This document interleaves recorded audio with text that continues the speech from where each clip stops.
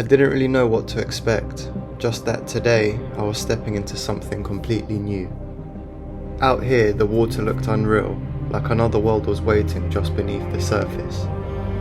Every piece of gear felt like preparation, not just for a dive, but for crossing into the unknown. And then, there was no turning back. The second I went under, everything changed. The noise disappeared, the weight of the world vanished. It felt like I'd entered a completely different reality. At first, it was just silence. Then, suddenly, life. Everywhere.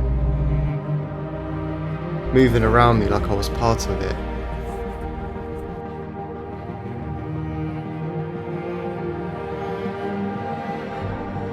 Colours I've never seen before.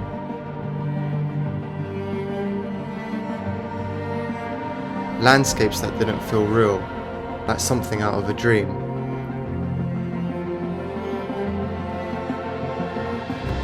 And guiding me through it all, someone who made this world feel effortless.